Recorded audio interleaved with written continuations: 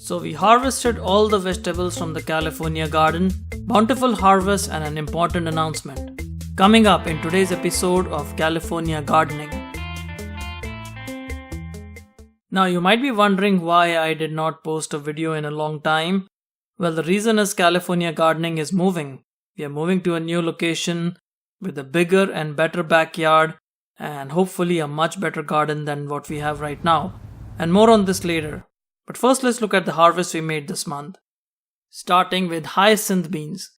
Now we have been growing hyacinth beans for many years and this year we had a very productive harvest of hyacinth beans. They grew very well. They grow not only in the summer season but also towards the cooler season, towards the fall and even towards winter. So all in all, we had a great harvest of hyacinth beans, very fresh, very delicious hyacinth beans harvested right in our garden. Now remember that you do need to cook hyacinth beans before you eat them. You cannot eat them raw. And I've been growing and eating hyacinth beans for many years now, and it's an absolutely delicious vegetable to grow in your home garden. Okra. We were growing the Nombo giant okra in our garden and we got a few harvests, although I wasn't very happy with the way the okra grew this year. Moving on to butternut squash. Butternut squash was one of the vegetables that we grew in our garden this year for the first time, and surprisingly the harvests were amazing. Butternut squash is a very delicious vegetable. If you haven't grown it, please do give it a shot. It's so easy to grow.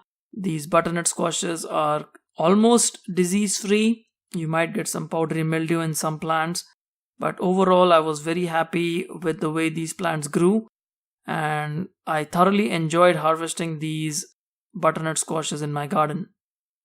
Eggplants. We were growing this amethyst variety of eggplant, which is a new variety we tried this year, and these beautiful looking eggplants were also very delicious.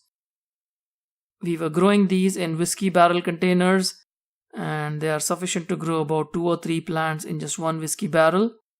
And as you can see, the harvest here, it's beautiful. We got a lot of eggplants from this eggplant variety, and you can check out this eggplant variety in your local Home Depot. Our local Home Depot is selling the amethyst eggplant, which is why we tried out growing it this year.